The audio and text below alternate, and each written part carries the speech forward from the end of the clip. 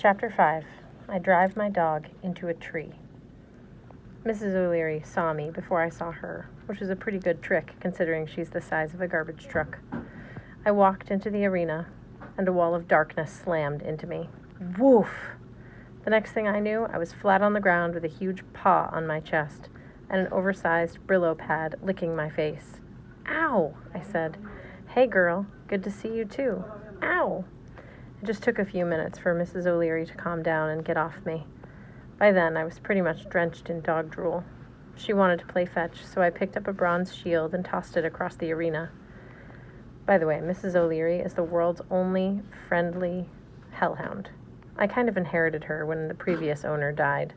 She lived at camp, but Beckendorf used to take care of her whenever I was gone. He had smelted Mrs. O'Leary's favorite bronze chewing bone. He'd forged her collar with a little smiley face and a Crossbones name tag. Next to me, Beckendorf had been her best friend. Thinking about that made me sad all over again, but I threw the shield a few more times because Mrs. O'Leary insisted.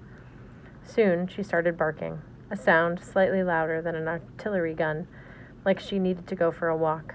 The other campers didn't think it was funny when she went to the bathroom in the arena.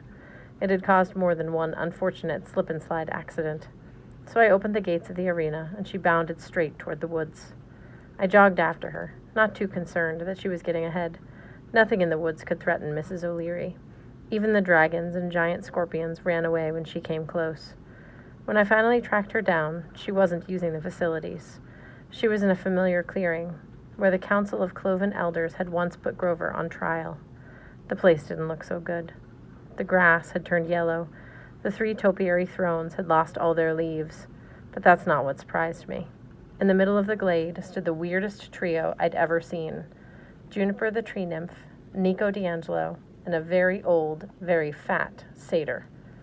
Nico was the only one who didn't seem freaked out by Mrs. O'Leary's appearance. He looked pretty much like I'd seen him in my dream. An aviator's jacket, black jeans, and a t-shirt with dancing skeletons on it, like one of those Day of the Dead pictures. His Stygian iron sword hung at his side. He was only 12, but he looked much older and sadder. He nodded when he saw me, then he went back to scratching Mrs. O'Leary's ears. She sniffed his legs like he was the most interesting thing since ribeye steaks. Being the son of Hades, he'd probably been traveling in all sorts of hellhound-friendly places. The old satyr didn't look nearly so happy. What is this underworld creature doing in my forest? He waved his arms and trotted on his hooves as if the grass were hot. You there, Percy Jackson. Is this your beast? Sorry, Linnaeus, I said. That's your name, right? The satyr rolled his eyes. His fur was dust bunny gray, and a spiderweb grew between his horns. His belly would have made him an invincible bumper car. Well, of course I'm Linnaeus. Don't tell me you've forgotten a member of the council so quickly. Now call off your beast. Woof, Mrs. O'Leary said happily. The old satyr gulped. Make it go away, Juniper. I will not help you under these circumstances. Juniper turned toward me. She was pretty in a dryad way, and her purple gossamer dress and her elfish face, but her eyes were green-tinted, with chlorophyll from crying. Percy, she sniffled. I was just asking about Grover. I know something's happened. He wouldn't stay gone this long if he wasn't in trouble. I was hoping that Linnaeus... I told you, the satyr protested. You are better off without that traitor. Juniper stamped her foot. He is not a traitor. He is the bravest satyr ever, and I want to know where he is. Woof. Linnaeus's knees started knocking. I won't answer questions with this hellhound sniffing my tail. Nico looked like he was trying not to crack up. I'll walk the dog, he volunteered. He whistled, and Mrs. O'Leary bounded after him to the far end of the grove. Linnaeus huffed indignantly and brushed the twigs off his shirt. Now, as I was trying to explain, young lady, your boyfriend has not yet sent any reports since we voted him into exile. You tried to vote him into exile, I corrected. Chiron and Dionysus stopped you. Ugh, they're honorary council members. It wasn't a proper vote. I'll tell Dionysus you said that. Linnaeus paled. I only meant... Now, see here, Jackson, that's none of your business. Grover's my friend, I said. He wasn't lying to you about Pan's death. I saw it myself. You were just too scared to accept the truth. Linnaeus's lip quivered. No, Grover's a liar. Good riddance. We're better off without him. He pointed at the withered thrones. If things are going so well, where are your friends? Looks like the council hasn't been meeting lately. Marin and Silenus? Why, I'm sure they'll be back, he said. But I could hear the panic in his voice. They're just taking some time off to think. It's a very unsettling year. It's going to be a lot more unsettling, I promised. Linnaeus, we need Grover. There's got to be a way you can find him with your magic. The old satyr's eyes twitched. I'm telling you, I've heard nothing. Perhaps he's dead. Juniper choked back a sob. He's not dead, I said. I can feel that much. Empathy links, Linnaeus said disdainfully. Very unreliable. So ask around, I insisted. Find him. There's a war coming. Grover was preparing the nature spirits without my permission. It is not our war. I grabbed him by the shirt, which seriously wasn't like me, but the stupid old goat was making me mad. Listen, Linnaeus. When Kronos attacks, he's going to have packs of hellhounds. He's going to destroy everything in his path. Mortals, gods, demigods. Do you think he'll let satyrs go free? You're supposed to be a leader, so lead. Get out there and see what's happening. Find Grover and bring Juniper some news. Now go. I didn't push him very hard, but he was kind of top-heavy. He fell on his furry rump, then scrambled to his hooves and ran away with his belly jiggling. Grover will never be accepted. He will die an outcast. When he disappeared into the bushes, Juniper wiped her eyes. I'm sorry, Percy. I didn't mean to get you involved. Linnaeus is still the Lord of the Wild. You don't want to make an enemy of him. No problem, I said. I've got worse enemies than overweight satyrs. Nico walked back to us. Good job, Percy. Judging from the trail of goat pellets, I'd say you shook him up pretty well. I was afraid I knew why Nico was here, but I tried for a smile. Welcome back. Did you come just to see Juniper? He blushed. No.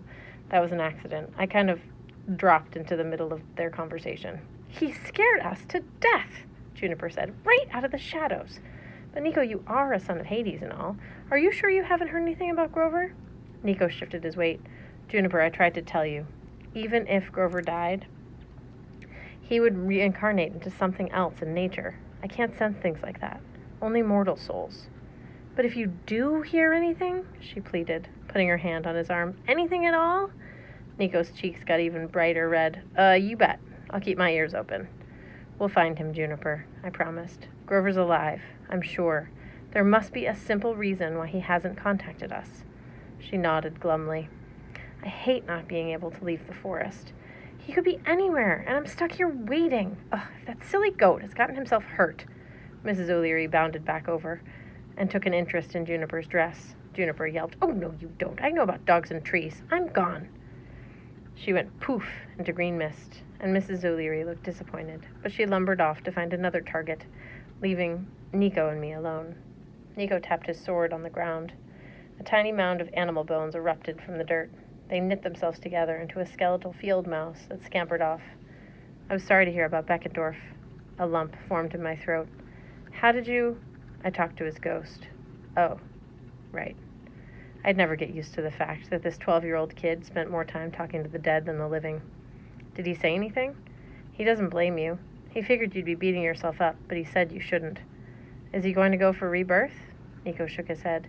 He's staying in Elysium. Said he's waiting for someone. Not sure what he meant, but he seems okay with death. I wasn't much comfort, but it was something.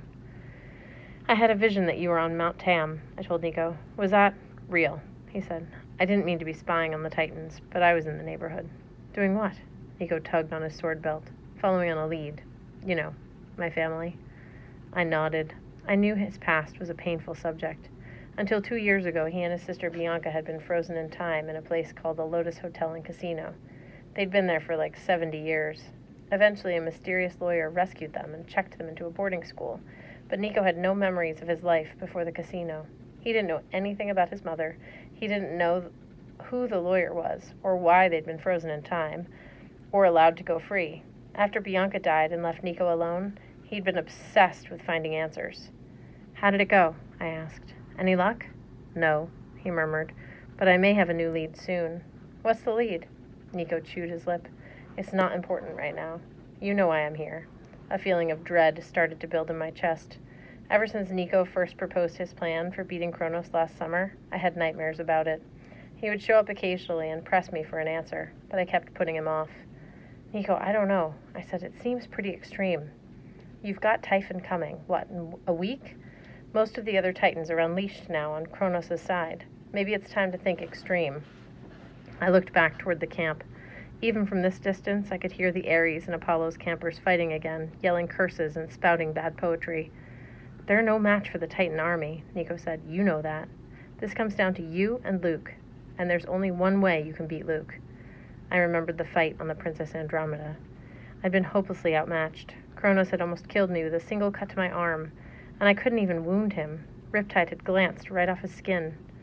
We can give you the same power, Nico urged. You heard the great prophecy. Unless you want to have your soul reaped by the cursed blade. I wonder how Nico had heard the prophecy. Probably from some ghost. You can't prevent a prophecy, I said, but you can fight it. Nico had a strange, hungry light in his eyes. You can become invincible. Maybe we should wait. Try to fight without... No, Nico snarled. It has to be now. I stared at him. I hadn't seen his temper flare like that in a long time. Are you sure you're okay? He took a deep breath. Percy, all I mean, when the fighting starts, we won't be able to make the journey. This is our last chance. I'm sorry if I'm being too pushy, but 2 years ago my sister gave her life to protect you. I want to honor that. Do whatever it takes to stay alive and defeat Kronos. I didn't like the idea, and then I thought about Annabeth calling me a coward, and I got angry. Nico had a point. If Kronos attacked New York, the campers would be no match for his forces. I had to do something. Nico's way was dangerous, maybe even deadly, but it might give me a fighting chance. All right, I decided. What do we do first? His cold, creepy smile made me sorry I'd agreed. First, we'll need to retrace Luke's steps. We need to know more about his past, his childhood. I shuddered, thinking about Rachel's picture from my dream, a smiling 9-year-old Luke. Why do we need to know about that? I'll explain when we get there, Nico said. I've already tracked down his mother. She lives in Connecticut. I stared at him. I never thought much about Luke's mortal parent. I'd met his dad, Hermes, but his mom? Luke ran away when he was really young, I said. I didn't think his mom was alive. Oh, she's alive. The way he said it made me wonder what was wrong with her, what kind of horrible person she could be. Okay, I said. So, how do we get to Connecticut? I can call Blackjack. No, Nico scowled. Pegasi don't like me, and the feeling is mutual. But there's no need for flying. He whistled, and Mrs. O'Leary came lopping out of the woods. Your friend here can help. Nico patted her head. You haven't tried shadow travel yet? Shadow travel? Nico whispered in Mrs. O'Leary's ear. She tilted her head, suddenly alert. Hop on board, Nico told me. I'd never considered riding a dog before, but Mrs. O'Leary was certainly big enough. I climbed onto her back and held her collar. This will make her very tired, Nico warned. So you can't do it often, and it works best at night, but all shadows are part of the same substance. There's only one darkness, and creatures of the underworld can use it as a road or a door. I don't understand, I said. No, Nico said. It took me a long time to learn, but Mrs. O'Leary knows. Tell her where to go. Tell her Westport, the home of May Castellan. You're not coming? Don't worry, he said. I'll meet you there. I was a little nervous, but I leaned down to Mrs. O'Leary's ear. Okay, girl. Can you take me to Westport, Connecticut? May Castellan's place? Mrs. O'Leary sniffed the air. She looked into the gloom of the forest, and then she bounded forward, straight into an oak tree. Just before we hit, we passed into shadows as cold as the dark side of the moon.